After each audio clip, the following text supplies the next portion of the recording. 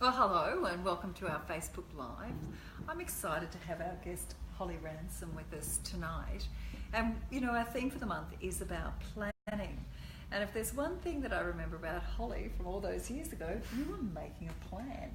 In fact, the reason why we first met was because you were gathering information as you were making a plan. But maybe before we get to that, let's just hear a little bit about your story, because you were a corporate girl and you are definitely not a corporate woman now. No, and it's funny how many people, you know, when you make the decision to leave corporate life, go, oh, thank gosh you realised that about yourself.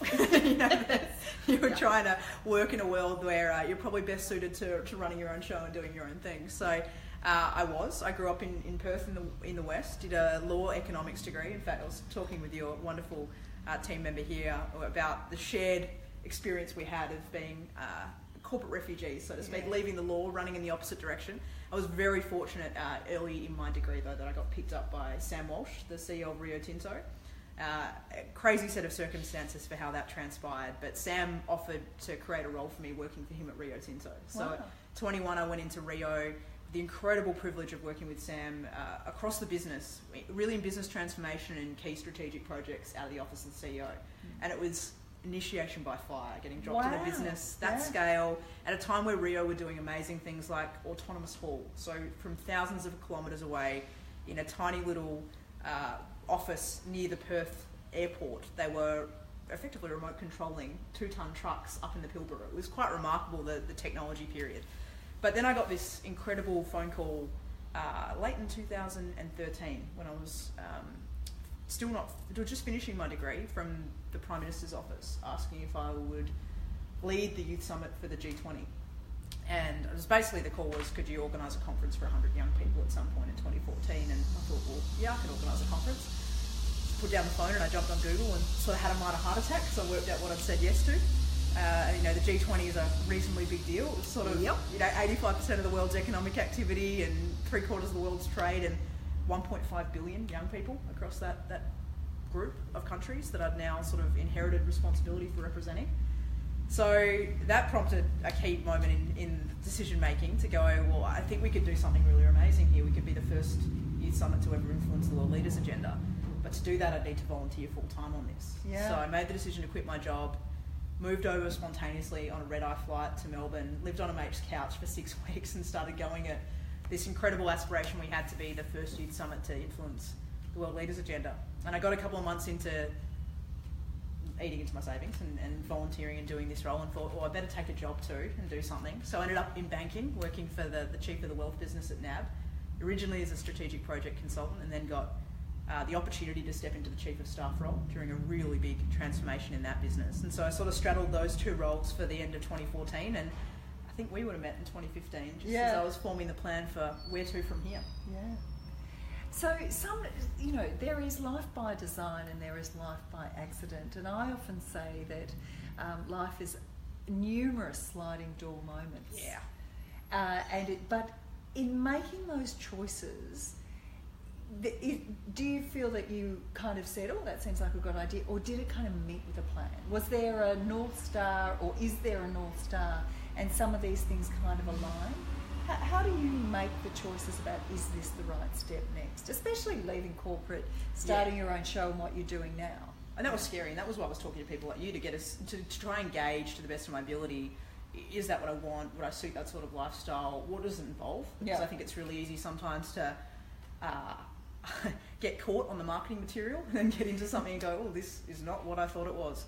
So I wanted to try and make sure I was making an educated guess or an educated bet on what I was going to do next.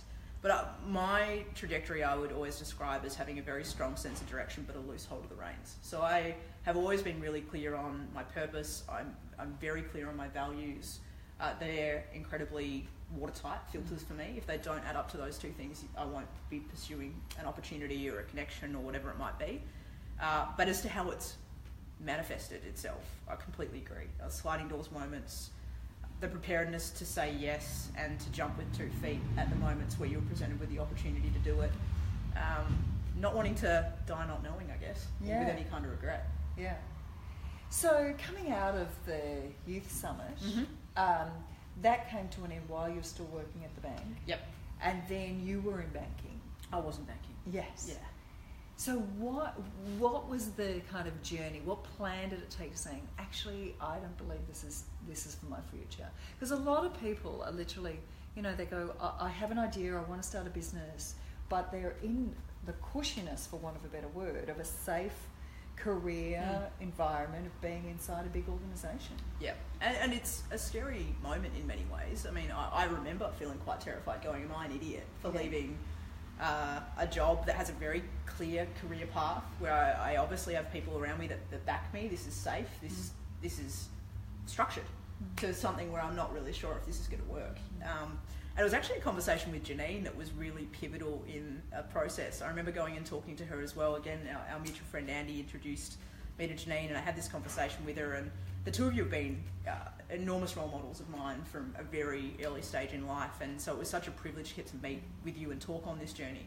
And I remember Janine asking me, she flipped the conversation. I'd been asking her questions for 3/4 of an hour. She does that. And then she said to me, okay, I get everything you've done. I've done my homework. I know what's going on here. Even from the sense I've gotten of you in this conversation, you're tenacious. I know you're not going to stop having a crack here. Can you give me one good reason why you're not doing your own thing? Wow. And I just sat there and I was like, okay, this is Janine Ellis. I can't say because I'm terrified. I need an answer here that's legitimate. It's going to pass. And I was stumped. Yeah. I went, I've got nothing. Yeah. And I think for me, and then which was incredibly humbling, she said, because I'd invest in you. Yeah. I'd back you. So you come back to me with a plan and I'll back it. I think that's how she introduced us. It was it was Andy, but I think she was, she's highly investable that way. She looks at people when they come to Shark Tank, I'd invest in that person. And that for me was just this kick of confidence, but also that inability to answer the question. I went, I don't actually have a good reason here. Yeah. So it's just fear and the irrational things we build up here that are stopping me from actually doing something I know is really congruent with everything I want to pursue. Yeah. So that kicked me into line on it, probably. So then let's fast forward a little bit, and then you said, actually, I could give this a crack. Yeah. So tell us about the melding between the planning process and the, actually, I just needed to get stuff done. So, it is a melding. There is no kind of, here's my roadmap, I'm sticking to the roadmap, because that's pig-headedness. You've got to keep listening. Absolutely. So tell us about kind of the planning, who you included in that, how you brought your plan together, versus, well, then how did it go with execution? Great question. So I remember at the start, for me, particularly coming from a couple of years where goals had been really big, I put really high pressure and expectations on myself. One of the earliest realizations I had in doing my own thing is I actually needed to stop placing expectations on myself, the equivalent of something I'd been doing for 10 years. Because it was almost like I'd taken what I'd done in corporate life and gone, okay, you're expected to succeed like this in the first 12 months of having a crack. And I went, I'm going to do myself in, if that's the yardstick I'm measuring myself on. So my goal for the first year of business was, can I just replicate what I would have earned in banking? Effectively, no opportunity cost. Can I learn and understand my market, put myself in as many conversations and situations to allow me to do that, so that at the end of year one, I've got a really good understanding of where we're going to go in year two. I've built the strategy and I've done that based on real customer experience, understanding of the market need, all of that. So that was my goal. And that all of a sudden made it so much easier to breathe. Yeah. It might sound insignificant, but it was very significant in those early stages for me, making that mental shift. And the great thing was, we hit that revenue target within 3 months. So from there... So what I'm hearing is not only did you set a realistic goal, it was something you could believe in. Yeah. Really believe in. And I see a lot of pictures coming across my desk where literally they say from zero to hero in 48 months or something. I'll be turning over $20 million in 48 months. And it's, I'm not saying it's impossible, but it's so real, rare. And then what you're doing is setting yourself up for failure. Big time. Because, if you get 18 million, you didn't kind of get to the 20 versus actually we're setting...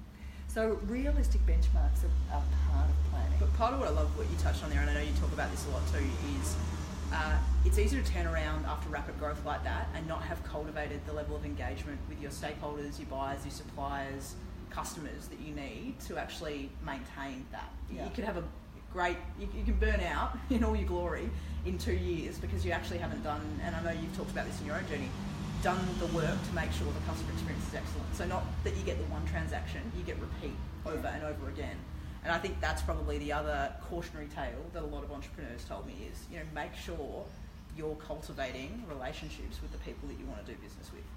So in that process, particularly in the first year, there's the creating the plan and the working the plan. Yep. Okay. So what sort of cycles did you have in reviewing the plan and then executing it? And how did you celebrate? Yeah, that's one Lane Beachley's kicked my butt on several times over.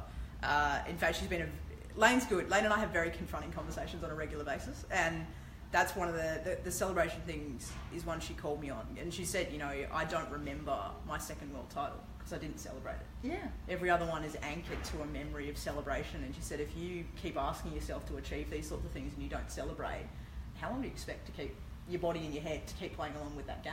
Yeah. So that was a really big lesson for me, and whether it was buying myself something that was significant, to me, it doesn't necessarily mean it was big, but it was something that mattered or something that I wanted, or going out and celebrating with people, that kicked me into gear much more so than I'd done to that date, and I still need to get better. I appreciate the reminder on that. But I think for me in that first year, it was almost continuous revision, because it felt like what I'd done is, rather than waiting for it to be perfect, I'd just gone, I'm going to start.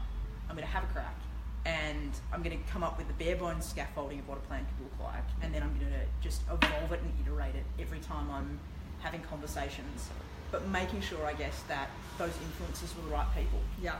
When I met you, I was going through a journey where, while I had some great advice, I also had some people who gave me really bad advice, and it was a really clarifying experience, because I worked out that I needed to get a much tighter filter on who I invited to speak in. Because some of the people who gave me advice, who told me to stay in corporate, who told me to take another job with another company, which later I would find out they were on the board of, or something of that nature, it wasn't advice that was in my best interest. And it made me realise a lot of the people in my life at that point in time were people that had managed things. They weren't people that had grown and built. And the big intentional effort I put in my first 12 months is I need to grow a community of mentors who've built, because it's such a different skill set. And you've done a really good job at even planning who you have around you as mentors, coaches, and keeping you on the straight and narrow. That they do. But one of the joys of Facebook Live is we're actually here to answer your question. What and we have we got? do have some questions. So Jess has asked the question, did your personal brand help you get the opportunities? If so, did you build your brand? Now, I find the whole notion of personal brand an interesting concept, because I think we have reputation. For all the time we've been in business, it's about your professional reputation. But there's this notion of personal brand. So, in terms of how did you build, I would argue your reputation. Yeah, and I would agree. I probably don't resonate similar to you with the language around brand, but I definitely believe all of us carry a reputation with us, and every action that we take, every word that we speak, either plays into that positively or negatively. I think probably one of the biggest things that I've come to appreciate, and it's a line that's very well evidenced in psychology, but people believe a hell of a lot more about what other people say about you than what you say about yourself. And probably the greatest benefit I've had is I'm fortunate to be blessed with an amazing group of advocates. So oftentimes opportunities that I've gotten have transpired out of a conversation in a room that I wasn't even a part of. But it's been because I've always engaged with people from my values. I've always tried to do the right thing. I've always focused on delivering value and making sure that I can come away from transaction with anyone, a relationship with anyone, going, I've done my absolute best to make sure that they got what they wanted out of this situation. And I think as a consequence, that's built a really positive community and story around what it is that we're doing and what it is that I'm doing. And it's been organic like that. Again, you can put all the marketing dollars out there in the world that you want, but I think you get found out if it's not based in fact and on a really rock solid core. So I really agree. I think people know me for who I am based on my values. So, did I do what I say I was going to do? Did I follow up? Was it the detail? Can I be counted on? And I think the values piece is that's actually what people know. They go, oh yeah, you can always do action, right? So exactly. I think that's, and how people talk about you is really what you leave them with, and the brand essence. And I think that is critically important as well. But also knowing what you stand for. Yeah. So I have often shared my purpose with people for, if nothing else, I don't know when I put it out there, who I could influence or who I could impact. And ultimately, you know, I think about, you know how people go to these networking events and all of that sort of thing, and they go, oh, networking, this is me, this is me, this is me, It's this my is job my title, it's my predicate. job title. When actually I've found that the greatest return comes from my ability to give to others. And when I say, so how can I help you, or how can I help you, then that's the transformation, and that's actually what builds reputation. Well, she did actually follow up and connect me with that person, or she did actually do that. So being able to demonstrate your values is also really works in terms of creating your reputation. You know, it's one thing to say it, but did you really do it? And the follow through is really important. I think particularly too in this day and age, in trust. In the fact that, you know, institutions have never had lower levels of trust in them from the general community and public ever. I think it's increasingly that frustration of going, well, hold on, you said this and then you went and did that. So how many times are we going to play the boy who cried wolf game here? Show me that you're really about what it is, and don't tell me and set the expectation if you're not going to follow through on it. So I think people are getting even more discerning on that, because we're so sick of our trust being broken. Yeah, and we also don't forget, I remember years ago, I had just started RedBalloon in New Zealand, so, you know, this was way back in 2002 or 2003, and Anne Sherry was... I love Anne. Anne was running Westpac there at the time, and I met her at a function, and she said, when you come to New Zealand, follow up, which I did, and she accepted to see me in a meeting. When I met her... Doesn't surprise me about either of the two of you, can I just say? And then I was sitting there and she said, how can I help you be successful in New Zealand? What can we do? And That's all awesome. of that sort of thing. But she didn't have a business card there. And about 2 weeks later, in the mail came her business card, because this was 2002. She said, terribly sorry I didn't have my card, but whenever you need to use my card to get access or to help you grow your business, please do. That's awesome. And, you know, like, here she is running a bank. Here I am, a tiny little startup. And, you know, we just made such a material difference. So, Jess, I think we've answered your question on personal brand. It is about follow through. But Tim McKay's got a question. What are your thoughts? Tim, is this Tim McKay that I know that I went to university with, or is this a different Tim? If you could answer, that would be very nice. So, Tim, what are your thoughts on why membership is important and how it can be mutually beneficial for both mentor and mentee? Sorry, I can't read because I'm too vain to put my glasses on, but if I put my glasses on, we will find out. What are your thoughts on mentorship, not membership? Sorry about All that. good. No dramas. Mentorship and mentorship, I guess that's kind of interesting because, Yeah. you know, I met you in 2015 and I've had a bunch of people who've supported me on my journey. So, is it important? Oh, absolutely. I would never have been able to do any of what I've done without the support of others. I don't think any of us are an island. I think we're all dependent on relationships, not just for our own sanity, but also for collaboration and opportunity and advice and learning. And I've always believed, you know, if it takes a village to raise a child, it must take a small army to raise a young woman. So I've been a big believer in cultivating that community. And one of my mentors, Virgil, and I feel like if your name's Virgil, you just have a default wisdom to you that you can really trust. So Virgil used to always have this great line where he'd say, you know, how long does it take to learn from someone's lifetime of experience? Coffee.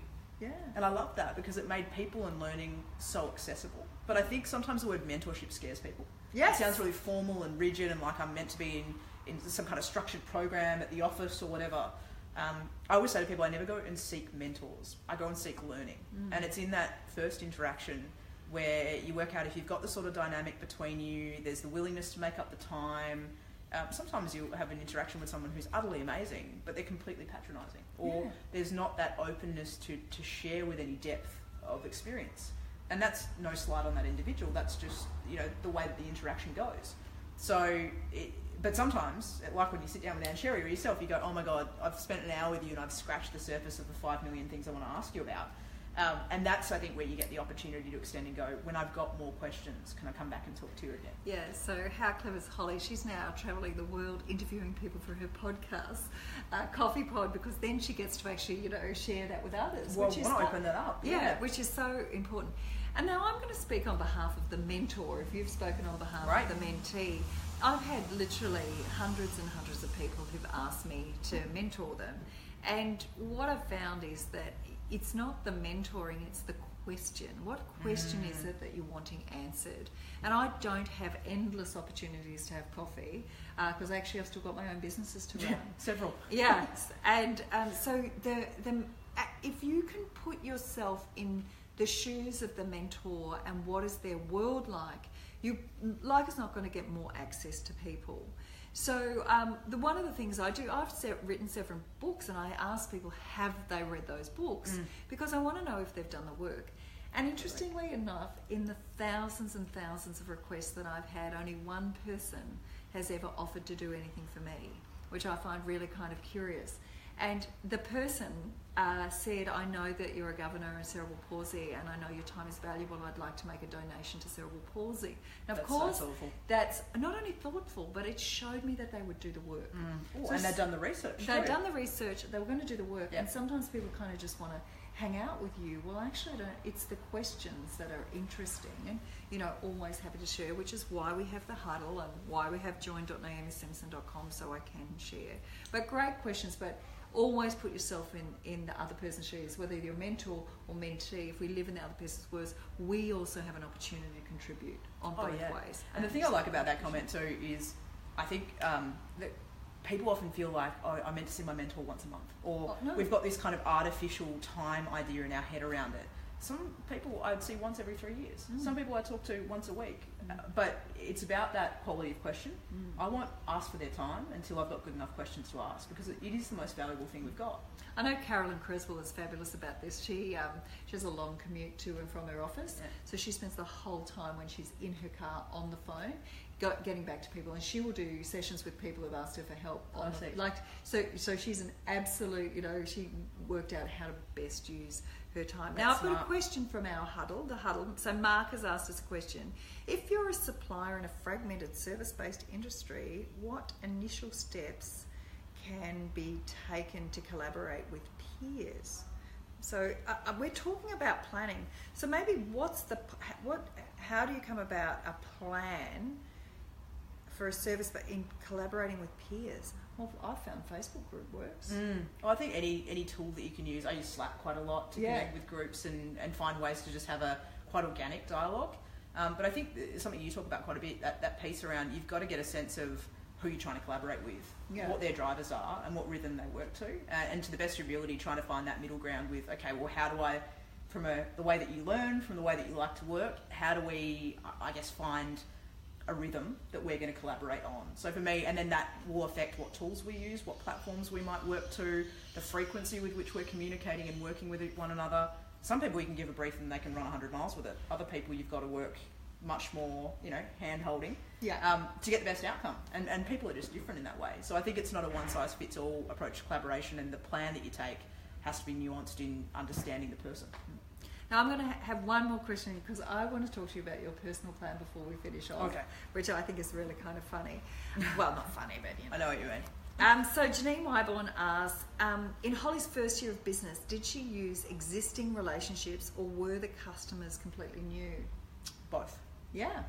So definitely I was very fortunate to have people who knew me and had worked with me make introductions, who invited me in to come and do work with their businesses, a whole raft of different stuff, but we were also quick to acquire new customers. Often, I will say, we've never kind of marketed in a true marketing sense. It's all come through that word of mouth and the power of that. So a lot of those new customers came through the power of the crowd that we created around us, but it was a bit of both. Yeah, and that's where your reputation holds and fulfilling on that significance. Yeah. So one of the gorgeous things in Holly's journey is not just about what she does in work, but what she does outside of work. And I was sharing with her how with my husband every year we have a plan, we have a personal plan, and we create a theme. But you're not dissimilar in sense of... Yeah, I love that. Yeah. So tell us... Love the January 1 activity. That's right. We do. It's the good life. My husband's right here, never mind. I was saying it was a great theme choice for this year. That sounds like nothing can go wrong with a good life year. Yeah, lots of good stuff. You've also, tell us about the challenge you set yourself with one of your buddies. I know the one you're referring to. So back in 2015, my best friend and I decided to do a year of fear. So we did Fear Factor 15, 365 days of doing something we were afraid of. And it is still probably one of the best things I've ever done. it was inspired by reading this quote that said it's the things that we're afraid of that we most need to do. And that kind of jarred with me because I thought, well, hold on a minute. Most of us naturally, inherently want to kind of put them in the too hard basket and stay pretty far away from them. What if we did a year where we actually forced ourselves, relative to goals, so it wasn't just willy-nilly fears. There were a couple of them, but on the whole, it was very intentional around areas that we wanted to build our comfort in, be able to build skills in, totally new situations, whatever it might be. So that was the year I decided to start my own business. There was a fair bit of extreme sport involved in that. I decided 100 days out from an Ironman endurance triathlon to sign up and see if I could pull that off, basically from the couch. That was probably about 40 of the 365 fear factors. So it was a year of lots of things. I took up acting and singing classes, which were terrifying. I love speaking, but gosh, that's vulnerable, doing either acting or singing. I asked for help a lot. Yeah. I mean, even taking the early steps in business and being prepared to be a beginner was quite terrifying in many ways. And so there were lots of new frontiers that I made myself go into. And it was great because in so many ways it was sort of a rapid fire initiation into this new world I'd found myself in, into so many of the skills that I needed to start to get comfortable with that I hadn't cultivated in previous parts of my life. So it was an amazing year. I learned a lot about myself. I loved hearing the stories, and I heard it a few weeks ago actually about your personal plan. And I guess often we think about planning and it somehow seems onerous. Yeah. When actually plan for me is it's a living thing, and it's something that actually holds you to account of what you said you wanted for yourself, whether that's in business or in your personal life.